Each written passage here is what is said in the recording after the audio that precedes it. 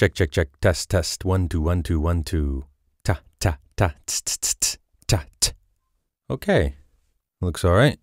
Just gonna hit record here. Away we go. Okay.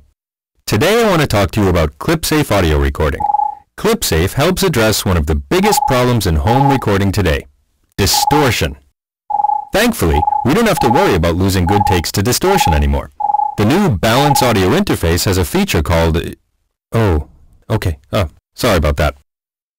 Anyway, as I was saying, today we're going to be looking at how you can use Balance and its Clipsafe feature to save performances that would have been perfect if they hadn't distorted.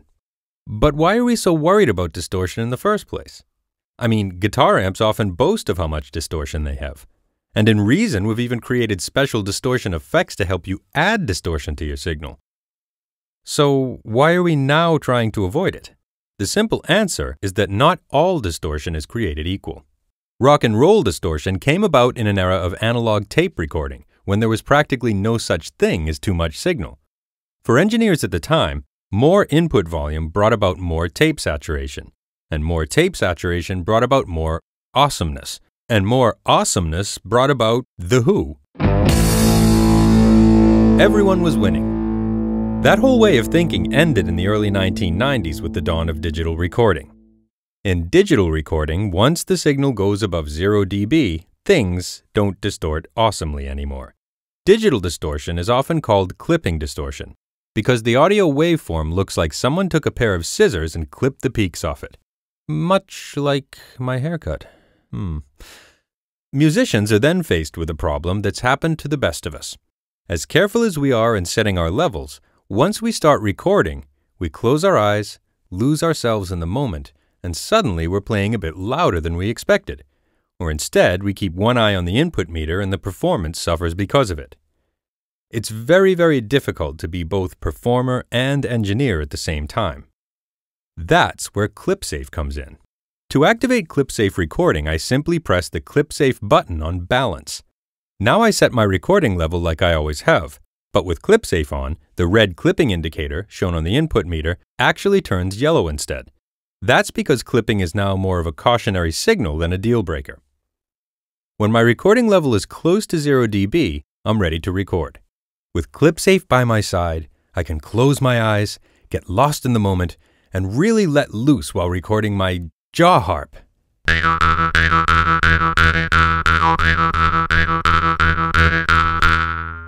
Okay, maybe I should use something a little more accessible. How about guitar?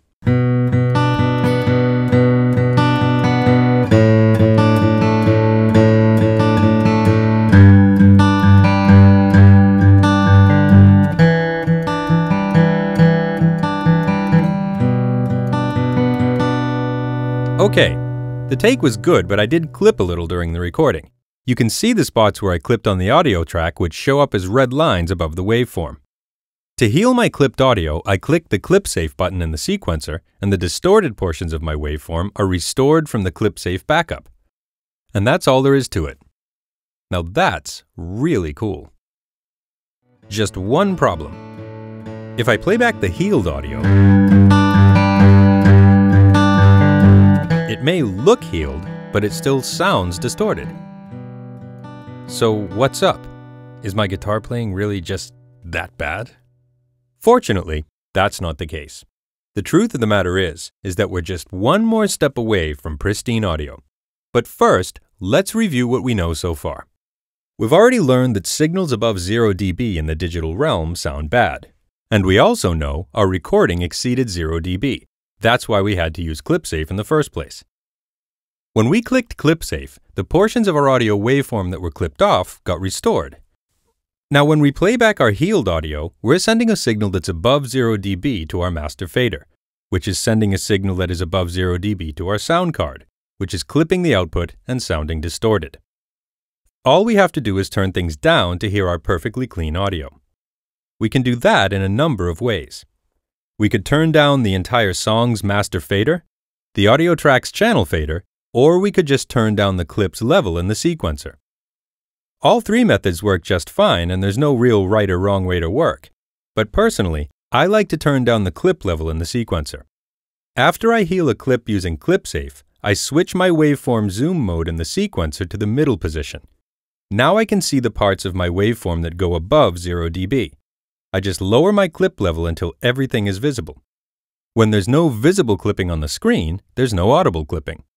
It's that simple.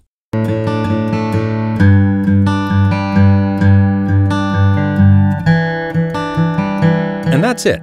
That's all you need to know about Clipsafe.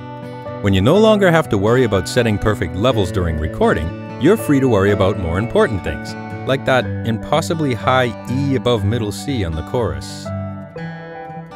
Good luck!